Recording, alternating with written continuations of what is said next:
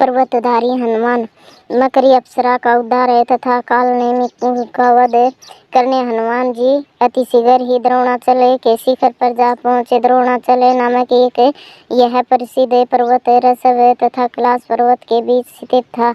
उस पर्वत पर अनेक प्रकार की औषधियाँ जगमगा रही थी। उन औषधियों की चमक से उस पर्वत की अनुपम छटा बरवस ही मन को अपनी तरफ आकर्षित कर रही थी।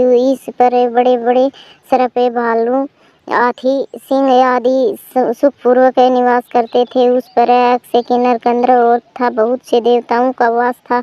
महर्षि, मुनि, तपस्वी और सिद्धगण उसकी कंदराओं में दिन रात ईश्वर की आराधना उपासना में लगे रहते थे। उस विशाल पर्वत पर पहुंचकर हनुमान जी ने वध सुसेना द्वारा बताई गई संजीवनी औषधि प्राप्त करने के लिए चारों ओर अपनी दृष्टि घुमाई, किंतु संजीवनी नामक औषधि कौन सी है यह समझ पाना उनके लिए बहुत ही कठिन हो रहा था। बहुत समय तक औषधि की तलाश में हनुमान जी उस पर्वत पर इधर उधर भटकते रहे, किंतु ऐसा लगता था कि जैसे वह उस उत्तम पर्वत पर रहने वाली उस दिव्य औषधि ने अपने आप को अदृश्य कर दिया हो। इधर रात्रि तेजी से बीत रही थी। सुबह होने के पहले ही उन्हें औषधि लेकर भगवान श्री रामचंद्र जी के पास लंका पहुंच जाना था। यदि वे ऐसा नहीं कर पाते तो लक्ष्मण जी के प्राण किसी प्रकार बचाए नहीं जा सकते। भगवान श्री रामचंद्र जी समेत सबकी आशाएं इस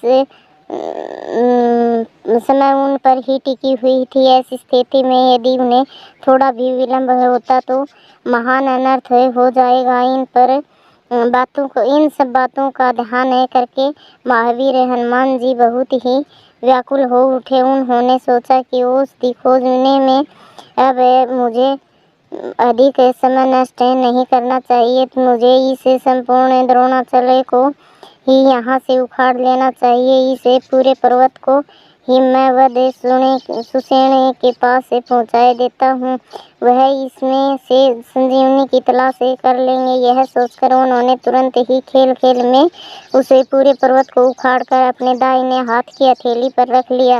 वेग से उखाड़े जाने के कारण वह पर्वत कांप उठा और तथा उसकी बहुत सी चोटियां इधर उधर गिर कर बिखर गई। हनुमान जी वायु वेग से लंका की ओर उड़ चले।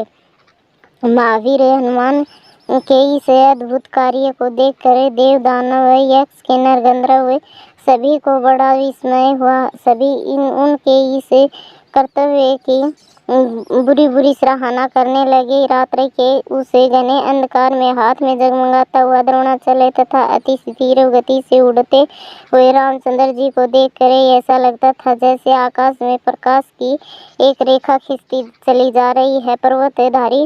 पर्वत रूपधारी महावीर हनुमान जी का यह स्वरूप सभी प्रकार से हमारा मंगल करने वाला है। इस रूप की उपासना और ध्यान से मनुष्य के बड़े से बड़े कष्ट और संकट अनायास ही दूर हो जाते हैं। वह सभी आपदाओं पर विजय प्राप्त कर लेता है। हमें रामदूत पवन पुत्र हनुमान जी के इस स्वरूप का निरंतर ध्यान रखना चाहिए। धन्यवाद।